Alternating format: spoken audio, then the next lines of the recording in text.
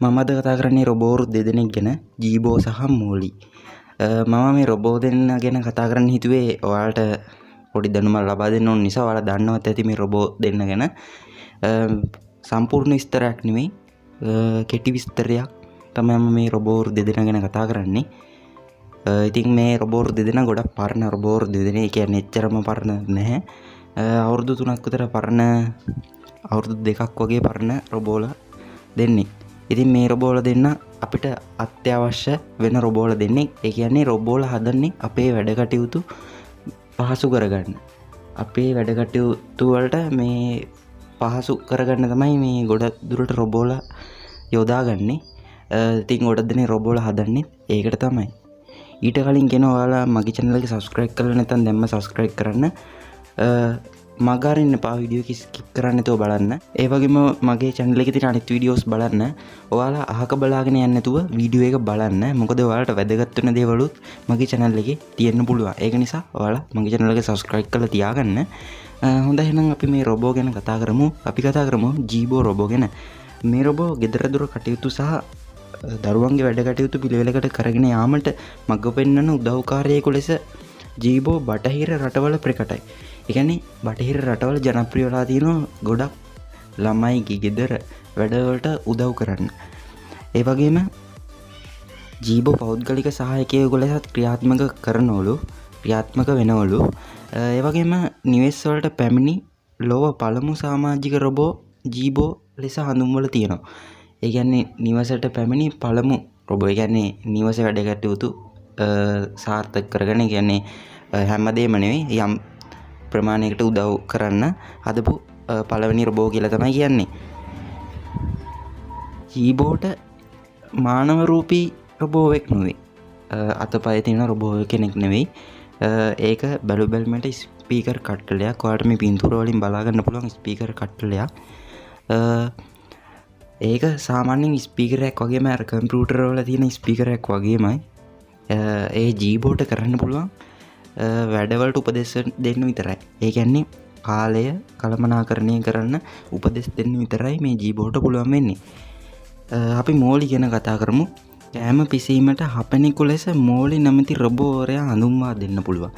ඒ කියන්නේ කෑම පිසින්න උදව් වෙනවා, කෑම උයන්න උදව් වෙනවා. මෝලි මුළු තැන්ගේට සවි කරේලු. ඒ කියන්නේ සවි කරන්න ඕනලු.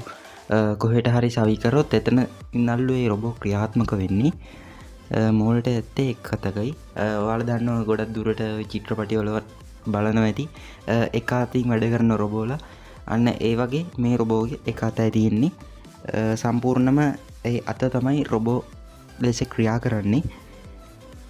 ඒ වගේම නොදන්නා කෑමකට ප්‍රිය කරනවා නම් කල යුත්තේ අවශ්‍ය දේවල් මෝලි ඉදිරියෙන් තබා මෝලිට අවශ්‍ය උපදෙස් ලබා දීම පමණි. ඉතින් ඔයාලට පුළුවන් අවශ්‍ය ද්‍රව්‍ය ටික විතරක් ලබා දීලා අපිට තියෙන උපදෙස් දෙන්න විතරයි. මෙන්න මේක මෙන්න මෙහෙම කරන්න, මේක මේ විදිහට හදන්න, එහෙම කියලා උපදෙස් දෙන්න විතරයි මේකට තියෙන්නේ. ඉතින් අපි සිංහලෙන් නම් කියන්න බෑ, ඉංග්‍රීසියෙන් තමයි කියන්න පුළුවන්. ලංකාවේ රොබෝ කෙනෙක් හැදුවොත් තමයි ඉතින් අපිට සිංහලෙන් කියන්න පුළුවන්. නැත්නම් එහෙම මොඩිෆයි කරලා ලැබුවොත් අපිට පුළුවන් සිංහලෙන් උනත් ඒ රොබෝට උපදෙස් දෙන්න. ඒ වගේම අනාගතයේ මෝලි වගේ රොබෝවරු මුළුතැන්ගේට රිංගද්දී සූපර්වේදීන්ගේ රැකියා අනතුරේ වැටෙනවා නොඅනුමානයි. ඒ කියන්නේ සූපර්වේදී කියන රස්සාව නැති වෙනවා මේ රොබෝලා එනකොට. කොහොමත් ඉතින් ඒක නම් කියන්න පුළුවන්. මොකද අද කාලේ රොබෝලාගෙන වැඩ ගන්න. ඒ කියන්නේ අද කාලේ නම් එහෙම නෑ, ඉස්සරහට එහෙම වෙන්න පුළුවන්. මොකද රොබෝලා තමන්ගේ වැඩ පහසු කරගන්න තමයි රොබෝලා ගන්නෙ. ඉතින් ඒක නිසා අපිට රොබෝලා ගොඩක් වටිනවා. අන්න එහෙම නිසා සූපර්වේදීන්ගේ රැකියා අහිමි වෙනවයි කියලා තමයි මේ රොබෝ ආවුත් කියන්නේ. ඉතින් මේ රොබෝට කොහොමත් කෑම හදන්න පුළුවන් උපදෙස් දීලා කෑම හදන්න පුළුවන් නම් ඒකත් ලොකු දෙයක්. ඒ වගේම මෝලි රොබෝගේ මිල පවුම් 5000ක් යයි පැවසෙනවලු. ඉතින් ඔයාලා කැමති නම් රොබෝලා ඔයාලට කැමති නම් රොබෝලාගෙන් වැඩ ගන්න. ඉතින් ඔයාලට පුළුවන් රොබෝලා මිලදී ගන්න.